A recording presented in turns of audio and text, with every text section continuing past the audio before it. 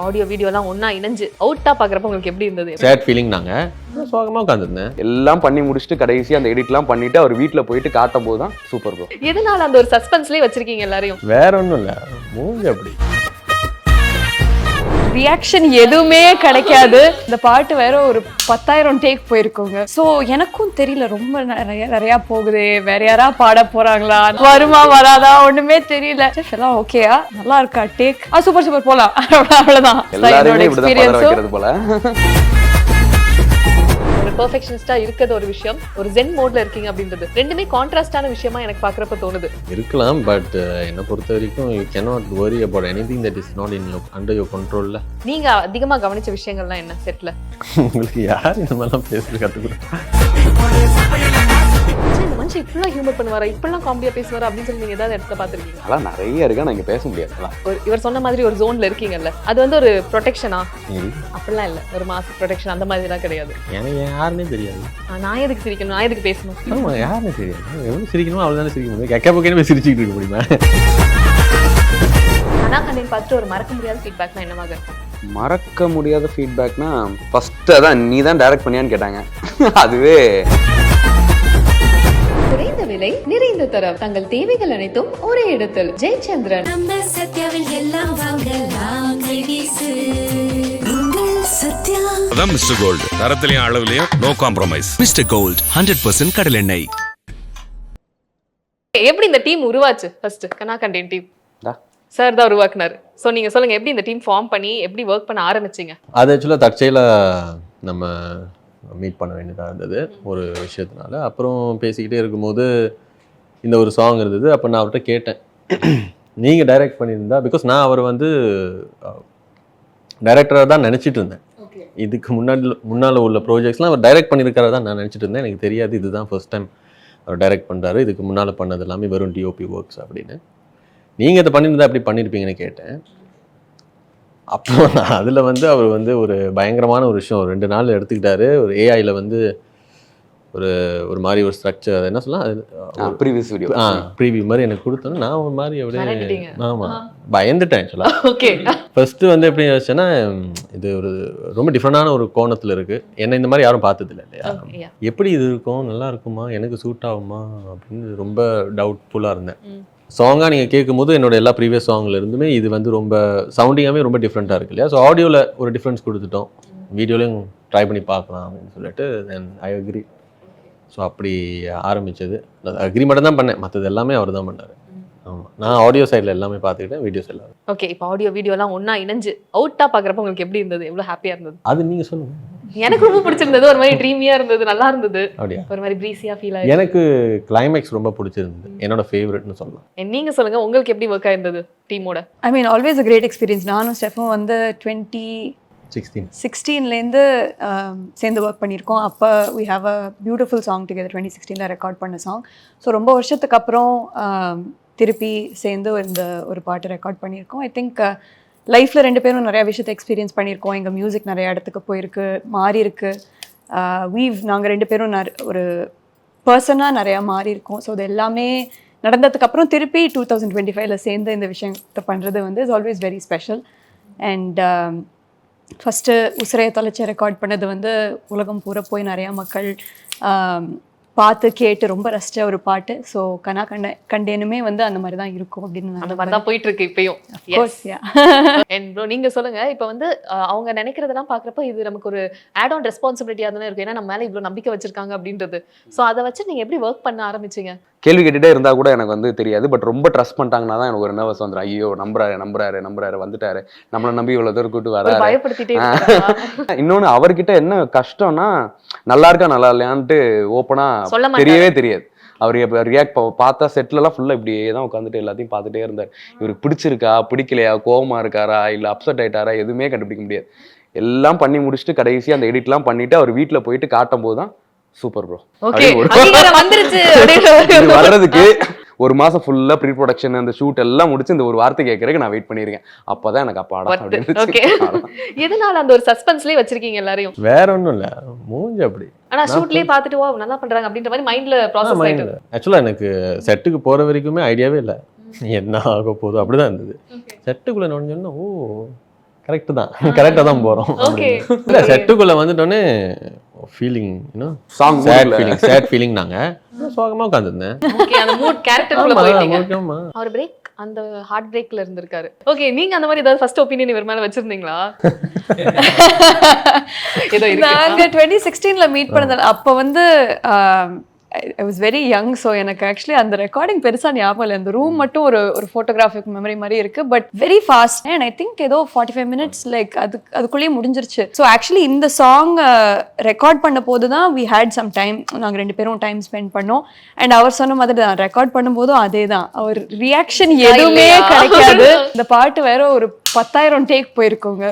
So எனக்கும் தெரியல, ரொம்ப நிறையா போகுது, வேற யாரா பாட போறாங்களா, நல்லா இருக்கா இல்லையா, ஒண்ணுமே வருமா வராதா ஒண்ணுமே தெரியல.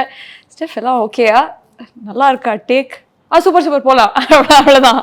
ஃபியூ வீக்ஸ் நானும் ஸ்டெஃபும் லைவ் போனோம் இன்ஸ்டாகிராமில் பார்த்தேன். ஸோ அப்போதான் வந்து அவரே வந்து வாவ் பிரகதி சூப்பராக பாடியிருக்காங்க இந்த பாட்டுன்னு அவர் வந்து வியூவர்ஸுக்கு சொல்றாரு. சுற்றி வந்து 10,000 விஷயம் நடந்துட்டு இருக்கும், எல்லாமே தப்பா போகும், அவர் பாட்டுக்கு அப்படியே ஸ்டில்லா சரி ஓகே நடக்குது பார்த்துப்போம் அப்படிங்கிற மாதிரி தான் இருப்பார். இந்த ப்ராஜெக்டே வந்து இது ஒரு பெரிய ஹிஸ்டரி இருக்கு, நிறைய விஷயம் நிறைய இல்ல அதெல்லாம் சொல்ற ஹிஸ்டரியா இருக்காது, நடந்துருச்சு. ஐ மீன் ரொம்ப வருஷமா இந்த பாட்டு ரிலீஸ் பண்ணணும் அப்படின்னு பார்த்துட்டு இருக்காரு, அவர் தான் சொல்லணும் அந்த கதையை. பட் த்ரூ நடந்த விஷயம் எல்லாத்தையும் தாண்டி அவர் வந்து அந்த கதையை சொல்றப்போ வந்து நடந்துருச்சு பார்த்துக்கலாம், ஸோ அப்படிதான் இருப்பார் அவர். அது ஆக்சுவலி வெரி இன்ஸ்பைரிங், நம்மளும் பார்த்து கற்றுக்கணும் தான் இருக்கும்.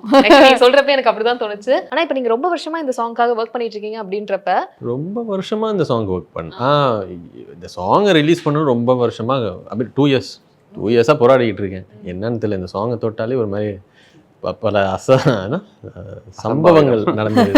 ஏதாவது ஒரு சம்பவங்கள் குறிப்பிட்டு